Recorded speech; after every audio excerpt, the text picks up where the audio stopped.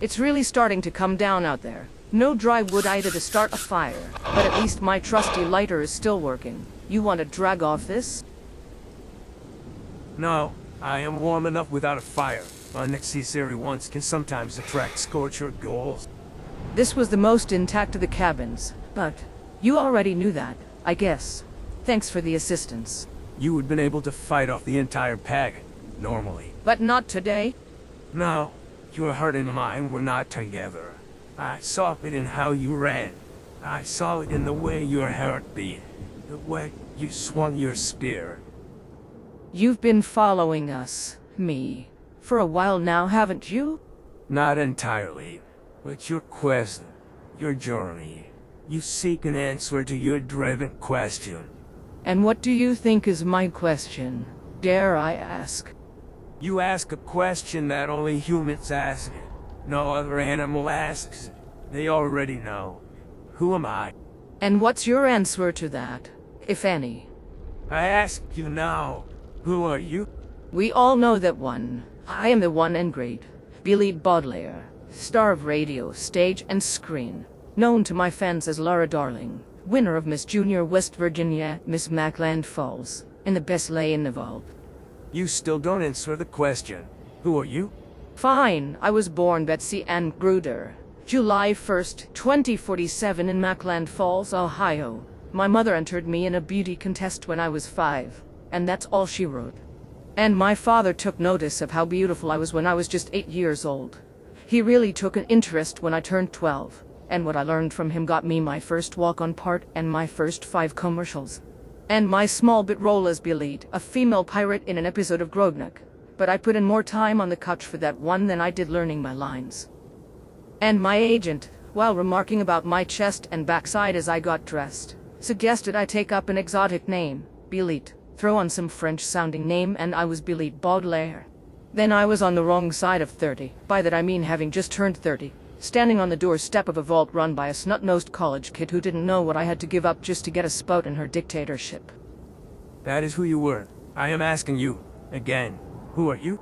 I was that woman in the vault in a sea of sycophants, children, and nerds who figured I'd be the vault's one and only celebrity, who insisted she was too big to use a scrub brush on some pods. It is still who you were, but continue. And this woman, rolled her eyes at the idea of community theater, with a crew of people who had never been much of anything on the outside world. And that first night, rehearsal, they were so bad, butchered through Arthur Miller like they were the pint-sized Strangler. But it was either try and make a middle school stage production out of them, or toss me back at scrubbing toilets and floors for the rest of my years. You were given a choice, like the rest of us. Continue. Yet, somehow, they became passable. They were just students. They had to learn. They had to grow. I never realized that before. They were not the only student. A seed was planted. It took time to grow. And then we had our first show. Scenes from Arthur Miller. And it, actually, wasn't bad. More than enough for a small-town production. Enough for the vault. And I couldn't tell you how I felt at the time, but it wasn't bad. The overseer talks to me, tells me to expand our horizons, tap into what everybody knew me for. Told her Hubris Comics would have never gone for a series starring Laura Darling. The next night, the usual dine and screw with Mac, but I don't know, I felt different. Couldn't put my finger on it. Floated the idea by him. No questions, no input, just told me to go for it. That after-dinner kiss, before we got down to it, felt different. Almost thought I was going to be sick, but it wasn't quite that. Then, during, after, I think my heart fluttered, just a bit. Perhaps it was no longer just physical intimacy. It was love-making.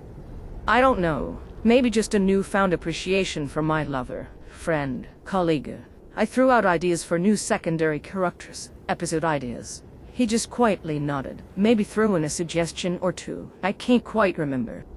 Obviously, we weren't exclusive or anything, but many of the rest of my usual staple were equally as supportive.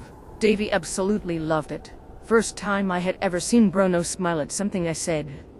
The first day of production, a bit of a chaotic mess by the end of it. Somehow everything had come together.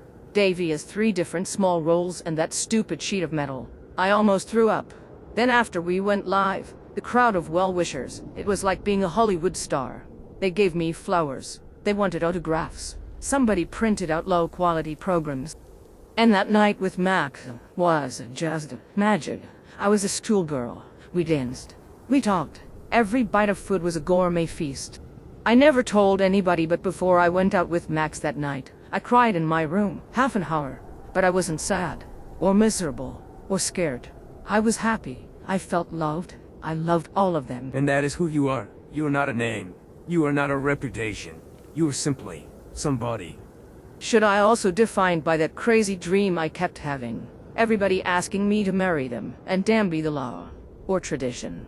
I married them all. A long line of husbands to one mistress. I once dreamed I was a ball of cat food. I was quite content. I'm pretty sure it didn't define me. I am Belit Baudelaire, not because my agent told me to change my name, what I sign on the line, but because it's who I want to be. And the person loves her silly little family, from the vault. So, is this the end for me? A silly name for an old woman in a silly costume? I can't see the future, but I don't think this is the end for you. I think it's just the beginning. I can't speak for you, but I feel I should sleep while I have a good friend to watch my back. I agree, I should rest up too. I have a long trek tomorrow. A final mile on this journey, before I can begin my next. And if I may say, nothing wrong with being Edgar Clayton either.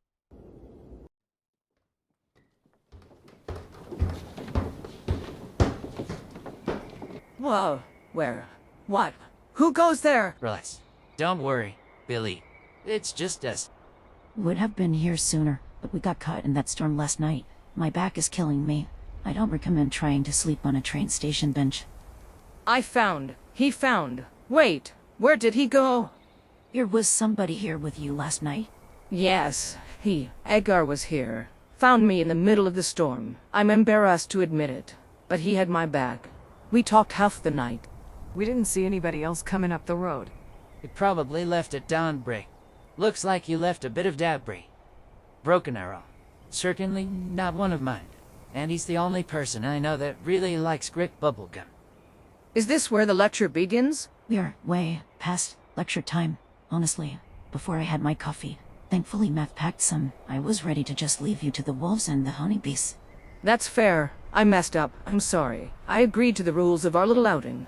I figured I'd head to Seneca Rocks myself and get whatever I deserved, I guess. Well, we really need to get moving. So we're heading back to Riverside, I take it? No, we need to see this thing through. With you. Together. And well, if we find something, we don't want you to do anything. Well, together, as I say. All right, I guess we need to get going. Sorry about your back, Annabelle. Don't worry about it. A day or two it'll be fine. Plus, my ornery mood just adds to my sex appeal.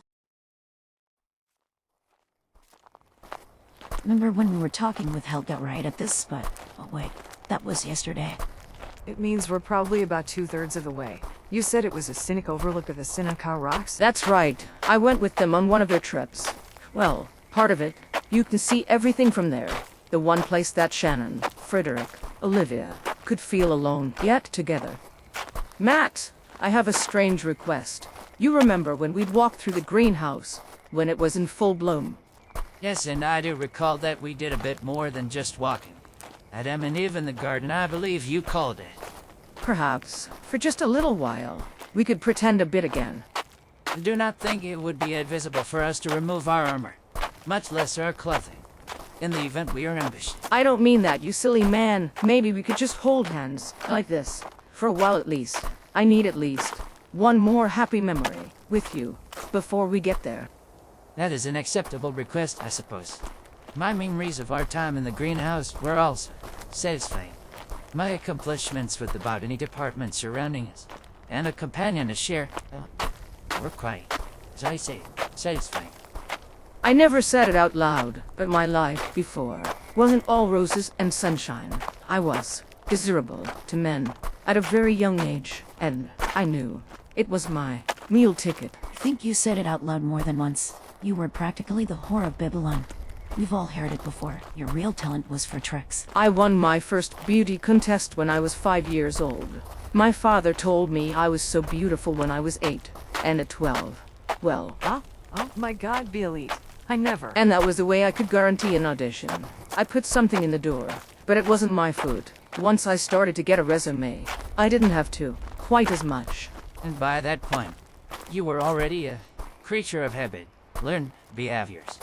I completely understand. And it doesn't bother you? Most respectable men would regard me as... No, they would be fools. Again, you did what you had to do to survive. Your value is not diminished by that choice. The first couple, in the vault, the same approach. The number of times I got out of my duties, training. Men are so pliable. I was as numb to it all as I had always been. I wasn't exactly inexperienced when I made it into the vault, but I was always very selective. I thought I was doing it for love, or at least, when I was really, really drunk. I remember being so angry that so many people could have their way, floating tradition, social mores, my religious beliefs, that after a while, well, you know the rest. So, which was I, an act of love, drunkenness, or just a phase? I think I will keep you in suspense on that, but you were certainly my gateway into depravity. It's hard to resist something that feels really, really good. But, back to it. When it came to dates instead of trusts or acts, I started to enjoy the companionship. I had gotten to know some of you quite well. Davy would just write songs in the middle of our dinner. Mac, you could talk about everything and nothing in the same sentence. I came to enjoy our times together, and it all felt different. Maybe it was love. Maybe it was a different kind of love. Or just appreciation. I really don't know. The familiarity of my more regular partners, I admit, made it easier over the years. Even the great Maxwell Marconi can feel loneliness, loss, grief. I think this is about as close as he will get to a marriage proposal. You just... I'll admit, I actually, for about a month or so, right at the beginning of Laura Darling, strongly debated asking you and Davy, at the very least. I even talked to somebody about fashioning wedding rings. Well, I reject the traditionalist view of marriage as unnecessary to the human condition. I would be curious how such a thing would work out. An experiment, if you will. Multiple husbands. The woman proposing to men. Well, Belit, you really wanted to throw away the entire rule book. I decided to just settle with what I had. It was something new. It worked, and I never wanted it to go away. And then, Reclamation Day, I figured I'd never see any of you again. And speaking of something new, we're almost there. I can just see the cliff. Are you sure about this, Billy? Oh, brave new world. That has such people in it. But let me take the last 100 yards or so by myself, please. I assure you, she won't be alone in this. What the hell? Where did you come from? Is that you, Edgar? I have been following you the entire way. It was easy. With your leisurely pace, I will watch over my packmate now. But she is right. This is for her to bear, alone. At first, at least.